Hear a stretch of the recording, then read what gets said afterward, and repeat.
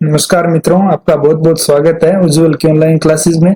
आज हम एनसीईआरटी का जो 9th क्लास की फिजिक्स है उसका चैप्टर ग्रेविटेशन ले रहे हैं। पहला चैप्टर फिजिक्स में जो 9th क्लास में है, 9th और 10th की पूरी फिजिक्स, केमिस्ट्री और बायोलॉजी कंप्लीट हम करेंगे। और 9th और 10th के करने के पीछे हमारा मकसद क्या है, क्योंकि 9th और 10th में पूरी जो 10th क्लास तक की आपकी साइंस है, जो जनरल साइंस आपके किसी भी पेपर में पूछी जाती है, उसका पूरा निचोड़ आपको यहाँ मिल जाता है। इसलिए 9th क्लास से स्टार्ट कर रहे हैं और 9th क्लास में हम ग्रेविटेशन पढ़ेंगे आज। और ग्रेविटेशन में मैं आपके ऑब्जेक्टिव टाइप क्वेश्चन के थ्रू आपको पूरा चैप्टर कवर करवाऊंगा। तो चलते हैं मित्रों, ज्यादा समय न लगाते हुए आपके पहले क्वेश्चन के ऊपर चलते हैं।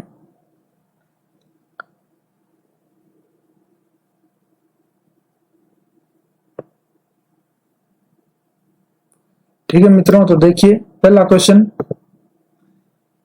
आपके सामने आ चुका है और पहला क्वेश्चन आप पढ़िए। और 4 ऑप्शन दिए हुए हैं और 4 ऑप्शन में से एक ऑप्शन सही होगा।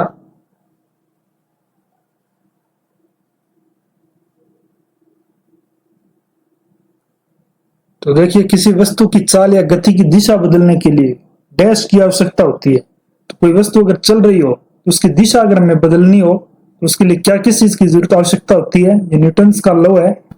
उसमें देखिए, जैसे हमें कोई ऑब्जेक्ट चल रहा है तो उसके लिए किस चीज की आवश्यकता होती है। विस्थापन की पहला ऑप्शन है। देखिए, विस्थापन की तो आवश्यकता नहीं होती है। ऊर्जा की आवश्यकता या तापमान की आवश्यकता। तो इसमें सबसे सही ऑप्शन इसका होगा बल।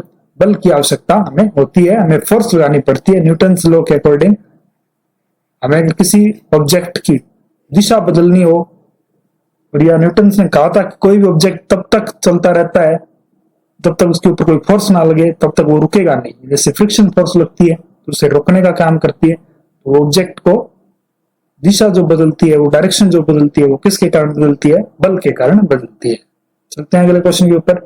दूसरा क्वेश्चन देखिए, जब कोई वस्तु वृत्ताकार पथ पर गति करती है, कोई ऑब्जेक्ट है, सर्कुलर मोशन, वृत्ताकार का मतलब होता है सर्कुलर मोशन, वृत्ताकार का मतलब है सर्कुलर मोशन।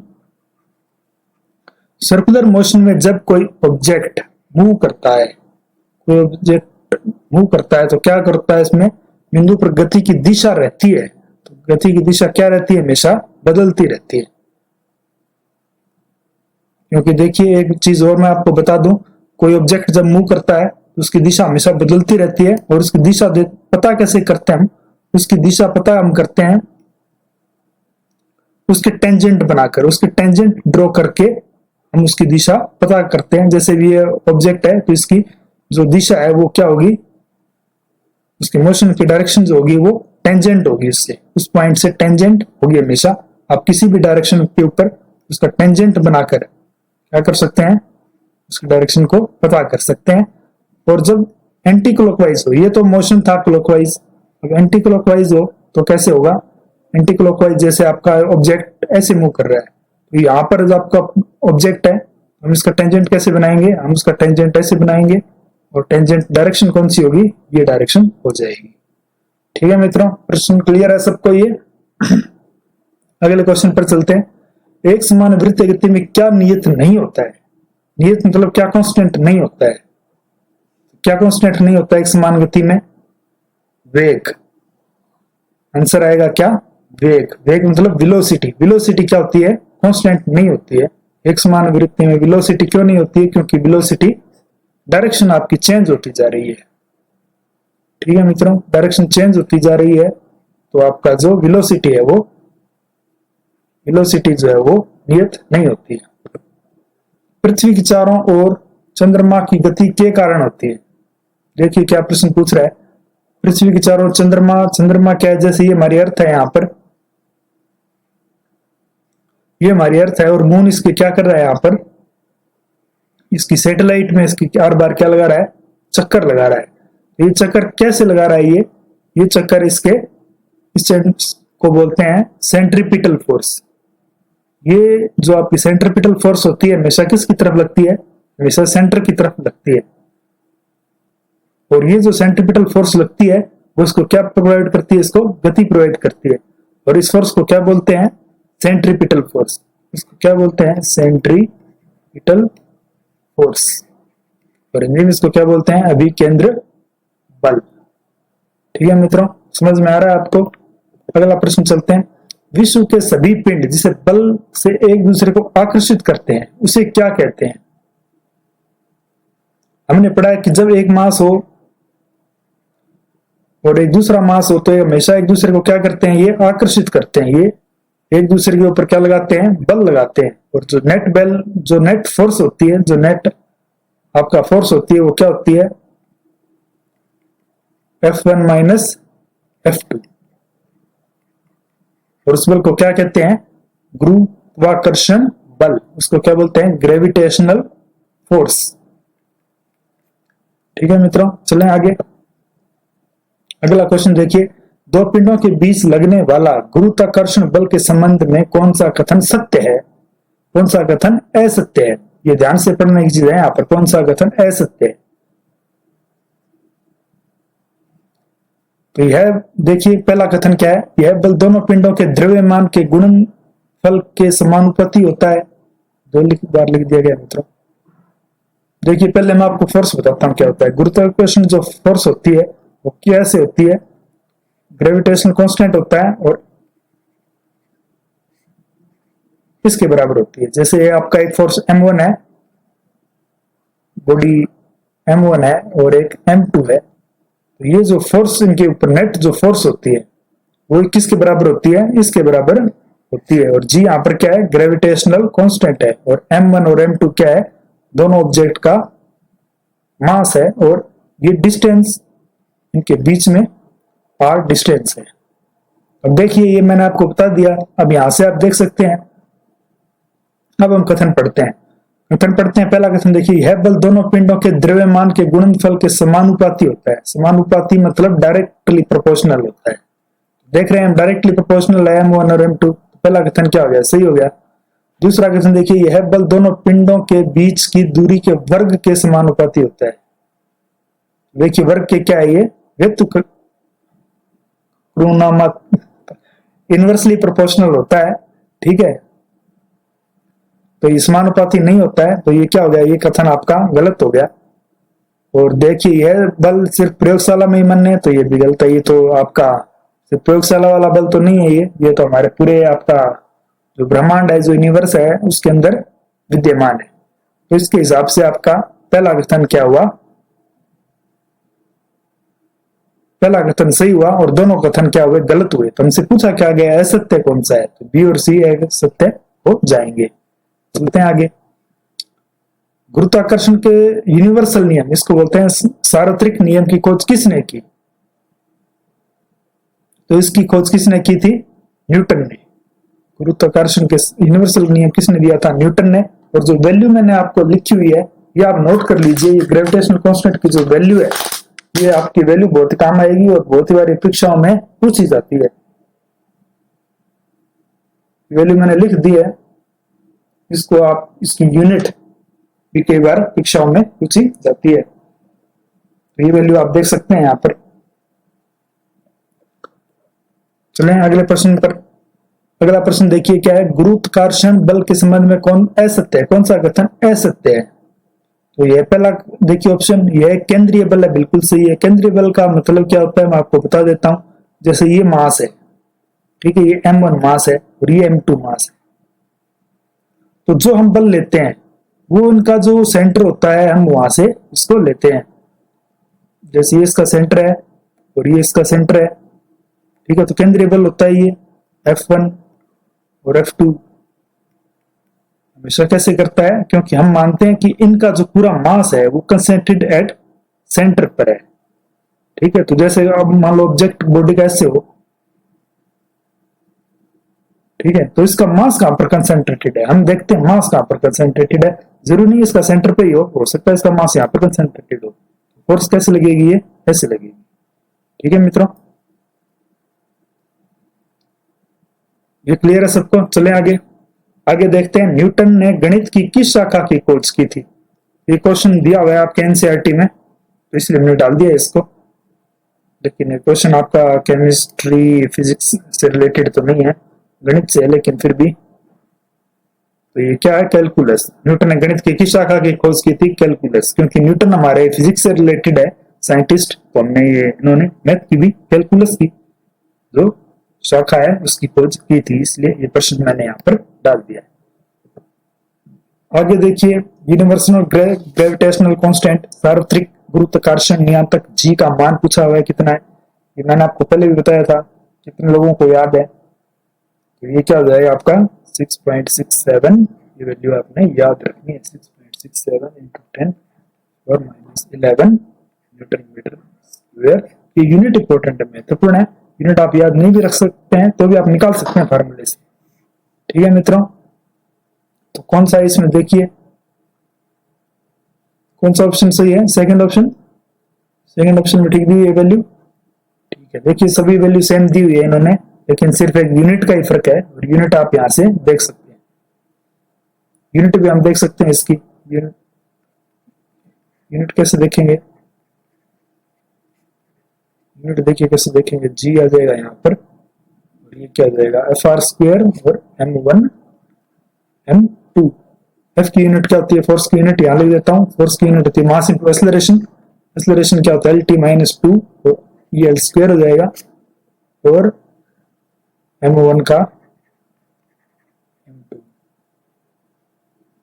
M1 M2 का मास ये M लिखेंगे, ठीक है। तो ये MM ये आगे हो जाएगा, आगे इसको करेंगे, आगे क्वेश्चन आएगा ये, इसका क्या हो जाएगा, ये आपका M-1 और L3 और T-2, और यहां से भी आप इसका यूनिट ले सकते हैं। फोर्स का यूनिट क्या होता है, फोर्स का यूनिट न्यूटन, और R से मीटर स्क्वायर, और मास की यूनिट किलोग्राम।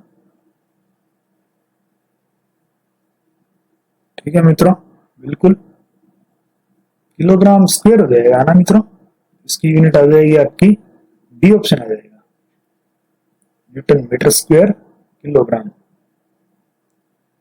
चले आगे नेक्स्ट प्रश्न पर। अगला देखिए, सार्वत्रिक गुरुत्वाकर्षण नियंत्रक जी का मान का पता सबसे पहले किसने किया था, तो इन्होंने किया था हेनरी कैवेंडिश ने। हेनरी कैवेंडिश, ये आपने रट्टा ही मारना है, हेनरी कैवेंडिश ने इनका पता सबसे पहले किया था। आगे प्रश्न देखिए, जैसे जैसे हम पृथ्वी के भूमध्य रेखा से ध्रुव की तरफ जाते हैं तो गुरुत्वाकर्षण नियंत्रक जी का मान, जी मित्रों कांस्टेंट रहता है। ये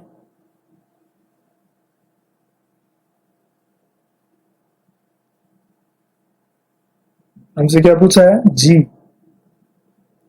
तो जी जो है ये आपका, ये गुरुत्वाकर्षण नियंत्रक जी क्या रहता है, हमेशा अपरिवर्तित रहता है।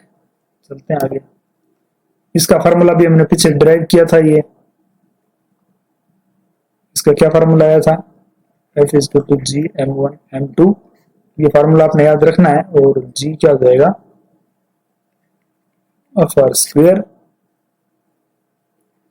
M1 M2। F का मैंने बताया था अभी MLT-2, और R L स्क्वायर, और ये जाएगा M स्क्वायर, एक M से M काट देंगे, ये क्या जाएगा आपका M-1 L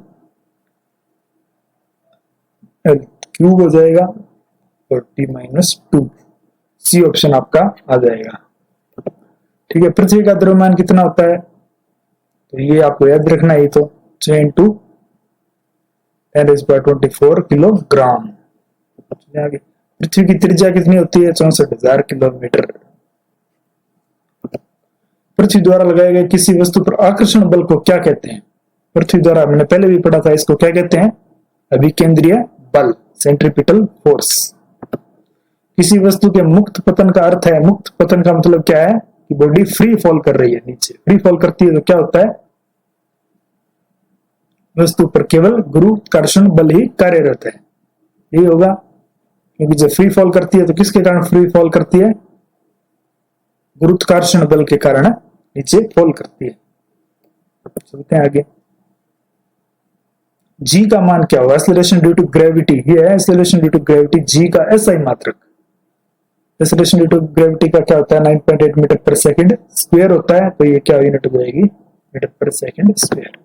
चलते हैं आगे, गुरुत्वाकर्षण जी का मान ध्रुव पर विषुवत वृत्त की अपेक्षा क्या होता है। देखिए मित्रों, आपको मैं ये कॉन्सेप्ट बता देता हूँ थोड़ा। जैसे ये हमारी अर्थ है, तो यहाँ पर देखिए, यहाँ पर इसका जो सेंटर होता है, सेंटर के ऊपर एक्सेलरेशन ग्रेविटी क्या होती है, सेंटर के ऊपर 0 होती है। और जैसे जैसे हम यहाँ पर बढ़ेंगे, पोल की तरफ जाएंगे, तो क्या जो आपका जी का मान क्या होगा, बढ़ता जाएगा, क्योंकि जी क्या होता है,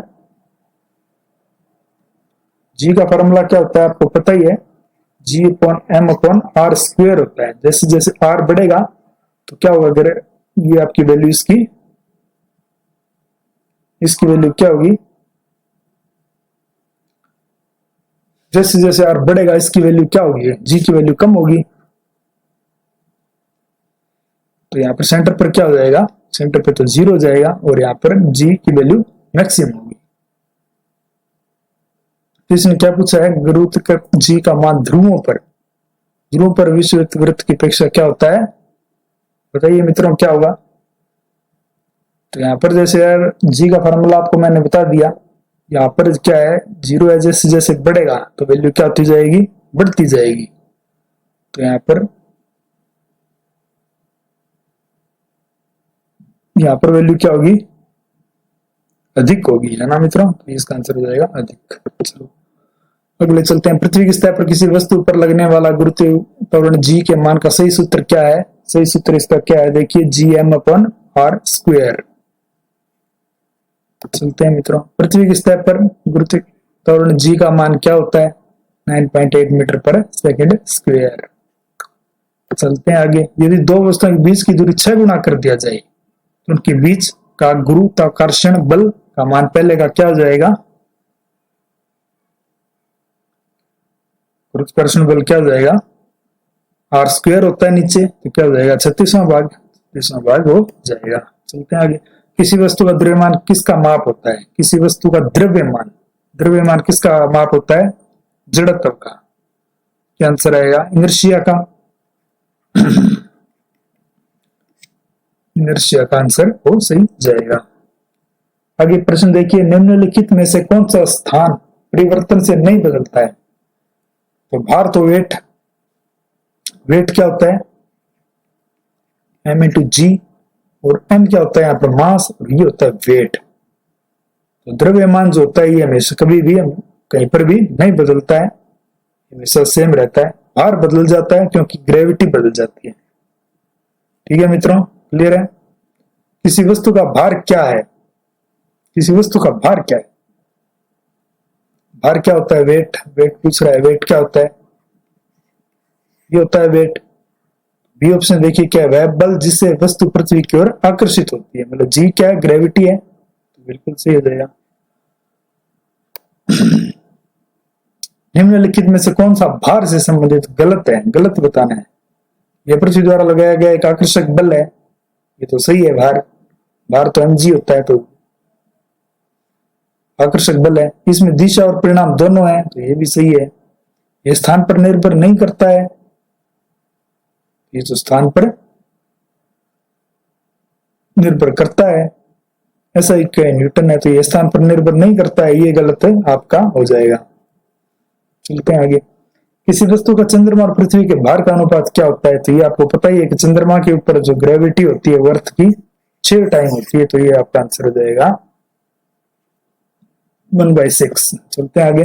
किसी वस्तु का द्रव्यमान 10 किलोग्राम है, किसी वस्तु का द्रव्यमान, देखिए द्रव्यमान क्या दिया आपको, 10 किलोग्राम दिया हुआ है। तो चंद्रमा पर वस्तु का भार क्या होगा, भार पूछ रहा है मित्रों, वेट पूछ रहा है यहाँ पर, चंद्रमा पर उसका वेट क्या होगा। तो हम पहले इसका वेट धरती पर निकाल लेते हैं। धरती पर क्या होगा इसका वेट, ये होगा 98 न्यूटन होगा, 98 न्यूटन होगा। तो इसका आपका चंद्रमा पर कितना हो जाएगा, इसका 6वां भाग हो जाएगा, 98/6। ऑप्शन में दिया नहीं हुआ है मित्रों, इसको आप देख लेना, 98/6 न्यूटन हो जाएगा। इसको काट भी सकते हैं आप, 6 3 3 9 नहीं 2 पे कटेगा ना, 2 3 6 और 2 चौका 8 और 2 नहीं 18, 49/3 न्यूटन, 49/3 न्यूटन आएगा ये यहाँ पर। इसको थोड़ा आप करेक्शन कर लीजिएगा, ठीक है मित्रों। ऑप्शन क्या हो जाएगा, बी ऑप्शन आपका सही हो जाएगा। थ्रस्ट का सही मात्रक क्या है, थ्रस्ट देखिए, थ्रस्ट और प्रेशर का एक ही आपका होता है थ्रस्ट, और प्रेशर की यूनिट क्या होती है, पास्कल, तो इसका आंसर हो जाएगा पास्कल। एकांक क्षेत्रफल पर लगने वाला प्रणोद को क्या कहते हैं? प्रेशर है। देखिए प्रणोद क्या है? प्रेशर। प्रेशर क्या है? Force upon area. और एरिया क्या है? एक। एरिया अगर 1 यूनिट हो तो क्या प्रेशर क्या हो जाएगा? फोर्स के बराबर हो जाएगा। तो आंसर क्या हो जाएगा आपका? बल। दाब का ऐसा ही मात्रक क्या है? देखिए सामने ही खड़ा है हमारे पास्कल। दाब का प्रेशर का क्या होता है? प्रेशर होता है आपका फोर्स पर यूनिट एरिया। और फोर्स क्या किसमें होती है आपकी? फोर्स किसमें होती है आपकी? न्यूटन में। और एरिया सेंटीमीटर और मीटर स्क्वायर में। ये भी आपका सही हो जाएगा। तो ये तीनों ही ऑप्शन आपके लिए ठीक हो जाएंगे। ये तो ठीक है मित्रों, ये सभी ऑप्शन ठीक है। चलते हैं आगे। 10 न्यूटन का लंबवत बल 10 न्यूटन का लंबवत बल निम्न में से किस पर अधिक दाब आरोपित करेगा? देखिए मित्रों, बल हमें दिया हुआ है, प्रेशर हमसे पूछ रहा है किस पर करेगा। प्रेशर किस क्या होता है? Force upon area. जिसका एरिया कम है वहां पर प्रेशर क्या हो जाएगा? ज्यादा हो जाएगा। तो एरिया कौन सा कम है? 1 मीटर स्क्वायर वाले क्षेत्रफल पर कम करेगा। अगला प्रश्न चलते हैं। तरल में डूबी हुई वस्तु पर ऊपर की ओर कौन सा बल लगता है? जब कोई वस्तु आपके तरल में डूबी हुई हो, जैसे ये आपका तरल है कोई, इसके अंदर डूबी हुई है कोई वस्तु हो, इसके ऊपर कौन सा बल लगता है? हमेशा बुकेंट फोर्स। इसको क्या बोलते हैं? इस फोर्स को बोलते हैं बुकेंट फोर्स। और हिंदी में इसको बोलते हैं उत्प्लावन बल।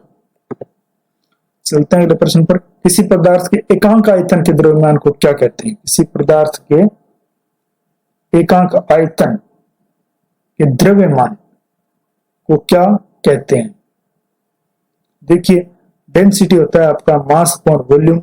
और इसमें क्या क्या है? वॉल्यूम 1 हो जाए, वॉल्यूम 1 हो जाए ना, ये क्या है ना, तो ये क्या हो जाएगा आपका? द्रव्यमान क्या हो जाएगा? द्रव्यमान का डेंसिटी हो जाएगा। तो डेंसिटी को क्या कहते हैं? घनत्व। घनत्व आंसर हो जाएगा। देखिए अगला प्रश्न। द्रव के घनत्व से अधिक घनत्व की अवस्था द्रव में द्रव के घनत्व से अधिक घनत्व की अवस्था द्रव में क्या होती है? डूब जाती है।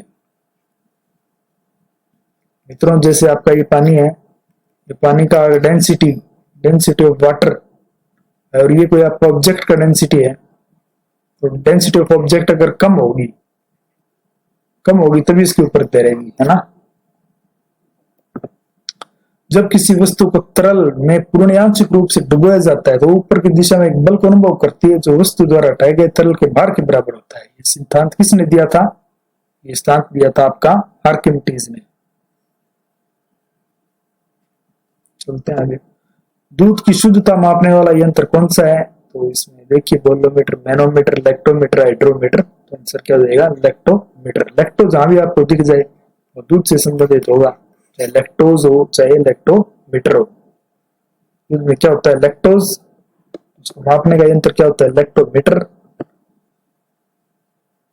एक यंत्र है जो द्रव के घनत्व मापने के लिए यूज किया जाता है। घनत्व के लिए क्या यूज किया जाता है? आपका हाइड्रोमीटर।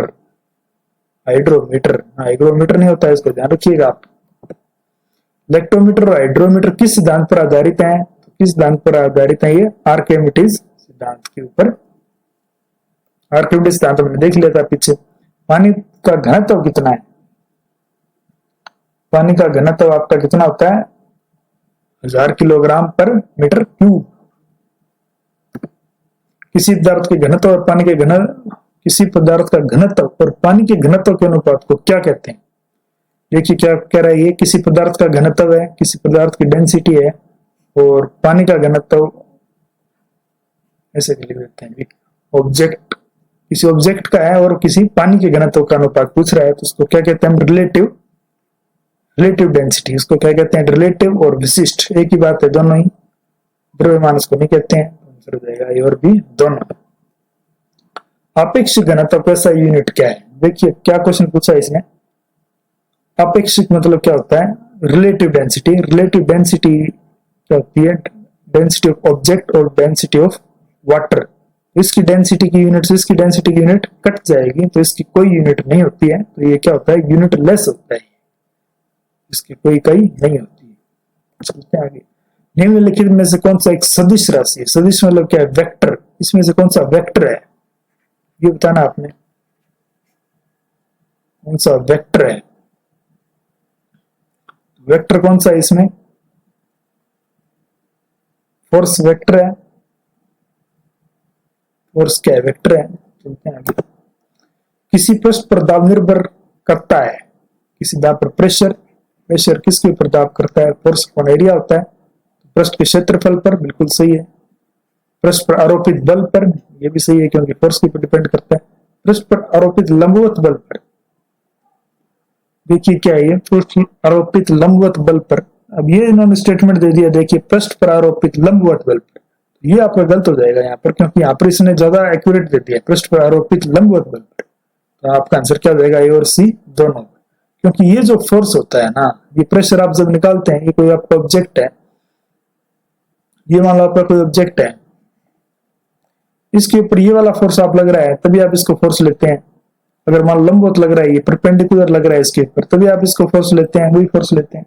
अगर मान लो ये आपका कोई ऑब्जेक्ट है और इसके ऊपर ये ऐसे फोर्स लग रही हो, ठीक है मित्रों, जैसे 45 डिग्री के ऊपर लग रही हो, तो अब आप ये फोर्स नहीं ले सकते हैं इसको, तब आप ये फोर्स नहीं ले सकते हैं आपका।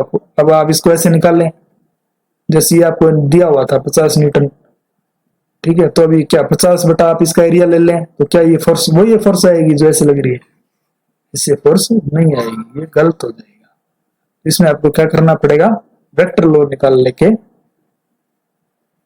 ये फोर्स आपका जो रिजल्टेंट फोर्स है वो निकालना पड़ेगा। तो हमेशा क्या होती है, आरोपित लंबवत बल पर होती है। ठीक है मित्रों, समझ में आ रहा है आपको। अगला प्रश्न पर चलें।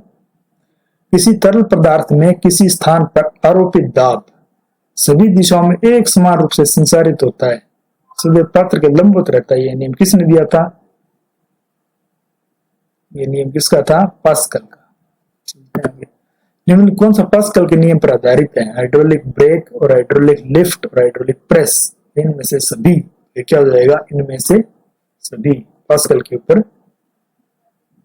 निर्भर है। अगला प्रश्न देखते हैं। निम्नलिखित में से कौन विमाहीन है, विमाहीन मतलब क्या, यूनिटलेस है, इसकी यूनिट नहीं है। तो दाब की तो यूनिट होती है, घनत्व की भी होती है, विशिष्ट घनत्व हमने पढ़ा था अभी पीछे, जो रिलेटिव डेंसिटी है तो इसकी यूनिट नहीं होती है, क्योंकि एक दूसरे की यूनिट से यूनिट कट जाती है। चलते हैं आगे। 50 ग्राम की वस्तु का आयतन 20 सीसी है, यह वस्तु पानी में तैरेगी, डूबेगी, कुछ कहा नहीं जा सकता, क्या होगा बताइए। किसी भी ऑब्जेक्ट का हमें जब निकालना हो तो हम क्या निकालेंगे, इसकी डेंसिटी निकालते हैं। डेंसिटी के लिए हमें क्या चाहिए, मास चाहिए। मास कितना है, 50 ग्राम, और वॉल्यूम कितना है, 20 सीसी, तो ये कितना हो जाएगा, 2.5 हो जाएगा। और वाटर की डेंसिटी कितनी होती है, 1 ग्राम, 1 ग्राम होती है, इसकी 2.5 ज्यादा है, इसकी डेंसिटी ज्यादा है, तो क्या होगा, डूबेगी, डूबेगी। चलिए डुबो देते। वायुमंडल दाब की पहली बार गणना किसने की थी, तो वान ग्यूरिक, इसका आप एग्जांपल देना है, वान ग्यूरिक। निम्नलिखित में कौन वायुमंडल दाब की कमी के कारण होता है, ऊंचाई पर नाक में खून निकलना, वायुमंडल में बैठे यात्री के फाउंटेन टैंक से शाही का रिस जाना, ऊंचाई पर खाने का देर से पकना, तो क्या हो जाएगा, वायुमंडल दाब से उपयुक्त सभी। प्रश्न था ये तो। जब बैरोमीटर का पार्टिक धीरे धीरे ऊपर चढ़ता है, जब धीरे धीरे ऊपर चढ़ता है तो क्या होता है, दिन साफ रहने की संभावना होती है, और जब धीरे एकदम गिर जाता है तो क्या होता है, तूफान आता है। धीरे धीरे ऊपर चढ़ता है तो दिन साफ रहने की संभावना होती है। आगे देखिए, थोड़ा कॉन्सेप्चुअल क्वेश्चन आ गया है। निम्नलिखित में से किस वैज्ञानिक ने ग्रहों की गति से संबंधित 3 नियम दिए थे, 3 नियम किसने दिए थे, केपलर ने दिए थे। केपलर ने 3 नियम दिए थे। देखिए पहला नियम उन्होंने दिया था कि जैसे ये आपकी मान लो आपकी अर्थ है, देखिए ये आपकी अर्थ है और ये रिवॉल्व ऐसे कर रही है, ठीक है। आपकी अर्थ जो है, देखिए मेरा भी पेन है, आप यहाँ देख सकते हैं, इसके ऊपर रिवॉल्व कर रही है, इलिप्टिकल पाथ के ऊपर रिवॉल्व कर रही है। और यहाँ पर क्या होता है, इसका मेजर एक्सिस, और यहाँ पर क्या आपका माइनर एक्सिस, ये आपका मेजर एक्सिस है, देखिए ये मेजर एक्सिस है यहाँ पर, और यहाँ पर क्या आपका माइनर एक्सिस है। और जो इनका पॉइंट ये होता है, देखिए ये पॉइंट जो इनका लोकस पॉइंट है, इसके ऊपर क्या करता है, ये इसके ऊपर आपका सूरज इस पॉइंट पर आपके आता है। और दूसरा इन्होंने कहा था कि जब आपका जैसे मान लो ये आपका सन है, ये आपका सन है और इसके जो पास वाला ग्रह है, इसके पास वाले ग्रह की क्या होगी, वेलोसिटी ज्यादा होगी, और जो दूर वाला होगा उसकी वेलोसिटी क्या होगी, उसकी वेलोसिटी क्या होगी, कम होगी। वेलोसिटी कम होगी दूर वाले की, और क्योंकि यहाँ पर सेंट्रीपिटल फोर्स कम हो जाएगा और यहाँ पर सेंट्रीपिटल फोर्स ज्यादा है, इसलिए इसकी वेलोसिटी यहाँ ज्यादा होगी। ये तो दिया था इन्होंने दूसरा रूल। और तीसरा इन्होंने कहा था टाइम पीरियड के रिलेटेड, कि जो टाइम पीरियड होता है, जो ग्रह जो घूम रहा है उसका time period directly proportional to का रेडियस का क्यूब का होता है। जैसे आपका नजदीक है तो उसका टाइम पीरियड क्या होगा, उसका टाइम पीरियड क्या होगा, कम होगा, और दूर है तो उसका टाइम पीरियड ग्रह का ज्यादा होगा। सूरज के पास जो ग्रह है उसका टाइम पीरियड क्या होगा, कम होगा, और जो दूर है उसका टाइम पीरियड ज्यादा होगा। चलते हैं। गुरुत्वीय त्वरण जी के संबंध में कौन सा कथन असत्य है? जी के बारे में बताना है आपने। जी का मैं आपको पहले बता देता हूं कैसे आप निकालेंगे। जी देखिए, जी का फार्मूला मैंने आपको पहले बताया था, आपने फार्मूला याद रखना है, फिर स्टेटमेंट पढ़नी है। gm/r², और जी क्या है, ग्रेविटेशनल कांस्टेंट, m क्या है, मास ऑफ अर्थ, और रेडियस ऑफ अर्थ, r क्या है, रेडियस ऑफ अर्थ। तो क्या पहला कथन पढ़ते हैं अभी। इसका मान ग्रह के द्रव्यमान, द्रव्यमान ग्रह के द्रव्यमान, त्रिज्या और घनत्व पर निर्भर करता है। इसका मान देखिए क्या है, द्रव्यमान, त्रिज्या और घनत्व पर निर्भर करता है, ये तो ठीक है। इसका मान ग्रह की सतह पर रखी वस्तु के द्रव्यमान, देखिए क्या करा है, जो इसका मान ग्रह की सतह पर रखी वस्तु के द्रव्यमान, वस्तु के द्रव्यमान के ऊपर निर्भर नहीं करता है। तो ये कथन क्या हो जाएगा, असत्य हो जाएगा। तो ये कथन आपका आंसर हो जाएगा, असत्य है। ये एक सदिश राशि है, ठीक है। इसका मान पृथ्वी केंद्र पर शून्य होता है, ये भी ठीक है। चले आगे। किसी वस्तु के द्रव्यमान के संदर्भ में कौन सत्य है? इसका मान ध्रुव पर अधिक होता है। द्रव्यमान, देखिए द्रव्यमान कहते हैं, आप समझ जाइए, द्रव्यमान मतलब क्या, मास है।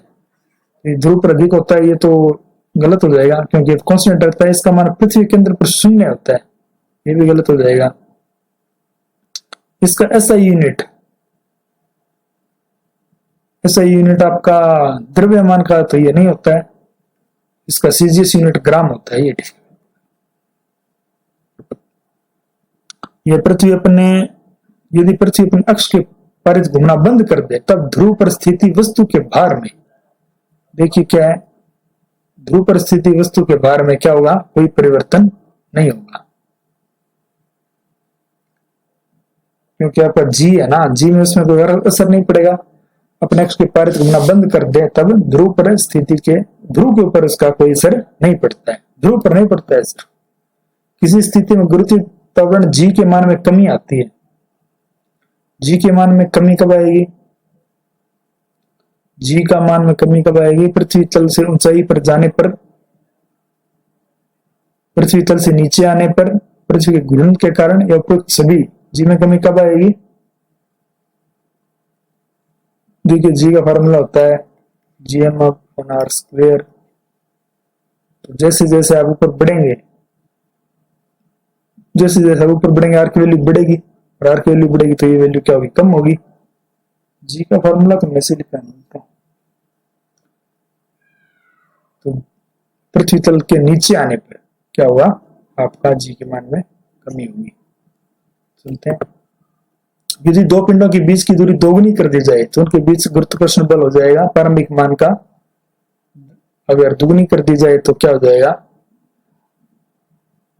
गुरुत्वाकर्षण बल हम पढ़ चुके हैं, क्या होता है ये आपका होता है G/m1m2/r²। तो यहाँ पर क्या हो रहा है अभी, ये आपका दुगुना कर दिया, यही है ना, बीच की दूरी दुगुनी, ये दुगुनी कर देंगे क्या हो जाएगा, फोर्स ये क्या हो जाएगा, घटकर आधा हो जाएगा। ठीक है मित्रों, चलते हैं आगे। पृथ्वी की परिक्रमा कर रहे उपग्रह के अंदर एक सरल लोलक का आवर्तकाल होगा। पृथ्वी के परिक्रमा कर रहे उपग्रह के अंदर, देखिए क्या ये हमारे अर्थ है, और इसके हर बार एक सैटेलाइट अगर घूम रहा है, यहाँ पर सैटेलाइट जो घूम रहा है उसके अंदर क्या है, ग्रेविटी क्या है, जीरो, टाइम पीरियड क्या होता है 2π/L/g, और g क्या है, जीरो। जी अगर जीरो टाइम पीरियड क्या हो जाएगा, इन्फिनिटी, तो क्या आंसर हो जाएगा आपका अनंत। आगे प्रश्न देखिए, कॉन्सेप्चुअल क्वेश्चन आ गया। पृथ्वी के कृत्रिम उपग्रह का परिक्रमा काल निर्भर करता है, तो उसका फार्मूला देखिए, ये हमारी अर्थ है और ये आपका सैटेलाइट है, ठीक है। तो सैटेलाइट देखिए, एक तो ऑप्टिकल ऑर्बिटल वेलोसिटीज होती है, ऑर्बिटल वेलोसिटीज होती है किसी सैटेलाइट की, वो क्या होती है, gm/r+h, इसके बराबर होती है। g ग्रेविटेशनल कांस्टेंट है, m आपका मास ऑफ अर्थ है, और r जो है आपका रेडियस ऑफ अर्थ है, और h आपका डिस्टेंस है, आप h देख सकते हैं, h आपका ये h है, देखिए यहाँ पर h जो आपका अर्थ से आपका सैटेलाइट का जो डिस्टेंस है वो उसके ऊपर है, ठीक है। तो आपका टाइम क्या होता है, डिस्टेंस अपॉन स्पीड, आप इससे भी देख सकते हैं। और डिस्टेंस कितना है, 2πr, डिस्टेंस कितना है यहाँ पर 2πr अर्थ का, और डिस्टेंस ये है, तो ये वाला हो जाएगा आपका। तो ये क्या कर रहा है, देखिए पृथ्वी तल से इसकी दूरी पर, पृथ्वी तल से इसकी दूरी पर निर्भर करता है ये, उपग्रह के द्रव्यमान पर तो नहीं करता है, उपग्रह की त्रिज्या पर भी नहीं है, और इनमें से कोई नहीं, तो पृथ्वी तल से इसकी दूरी पर आपका परिक्रमा काल निर्भर करेगा। चलते हैं आगे। पृथ्वी का प्लायन वेग क्या है, प्लायन वेग होती है escape velocity, escape velocity, escape velocity वो वेलोसिटी होती है जिससे मान लो इस ऑब्जेक्ट को इस वेलोसिटी से फेंक दें, अर्थ से फेंक दें, तो ये पार्टिकल जो है, ये ऑब्जेक्ट जो है, ये धरती पर मुड़कर कभी वापस नहीं आएगा, उसको हम कहते हैं एस्केप वेलोसिटी, और इसकी वैल्यू होती है 11.2 किलोमीटर पर सेकेंड। चलते हैं आगे। निम्नलिखित में से कौन उपग्रह के द्रव्यमान पर निर्भर नहीं करता, ये हमने पढ़ चुके हैं पिछले क्वेश्चन में। पृथ्वी के चारों ओर घूम रहे उपग्रह का कक्षीय वेग उसके पर निर्भर नहीं करता है। पृथ्वी के चारों ओर घूम रहे उपग्रह का परिक्रमण काल द्रव्यमान के ऊपर निर्भर नहीं करता है, तो आंसर क्या जाएगा, केवल और भी दोनों। भूस्थायी उपग्रह का परिक्रमण काल कितना है, तो वो जैसे आप पता ही आपको, चांद हमारा क्या है, उसका जो सैटेलाइट है उसका क्या होता है परिक्रमण काल, उसका टाइम पीरियड होता है वो पृथ्वी के सेम होता है। तभी जैसे हमने यहाँ पर कोई सैटेलाइट लगा दिया, ठीक है मित्रों, अगर उसका टाइम पीरियड अगर बराबर होगा तभी वो इस डायरेक्शन के ऊपर सिग्नल भेज पाएगा। अगर इसका टाइम पीरियड अलग होगा तो ये तो यहाँ पर रह जाएगा, और हमारा जो पॉइंट है सेंटर में वो तो यहाँ चला जाएगा, ठीक है। तो इसका जो आपका टाइम पीरियड होता है वो धरती के बराबर ही होता है, 24 घंटे। चलो मित्रों, तो ये थे हमारे आज के प्रश्न। ये ग्रेविटेशन जो आपका चैप्टर है, ये हमने इसके क्वेश्चंस लिए हैं, और पूरा चैप्टर हमने कंप्लीट कर लिया है, इसमें पूरे कॉन्सेप्ट इसमें हमने कंप्लीट कर लिया है। तो फिर भी आपको कोई डाउट हो किसी क्वेश्चन में, हो सकता है मित्रों आपको डाउट हो तो आप कमेंट जरूर करिएगा, ठीक है। हो सकता है किसी प्रश्न का ध्यान इधर उधर हो, तो हमने थोड़ा ऑप्शन कोई गलत टिक कर दिया हो तो आप वो भी देख लीजिएगा और कमेंट कर दीजिएगा, ठीक है मित्रों। बहुत बहुत धन्यवाद। इस चैनल को आप सब्सक्राइब करिएगा, मैं सारे चैप्टर के ऑब्जेक्टिव क्वेश्चंस आपके लिए लेकर आऊंगा। बहुत बहुत धन्यवाद।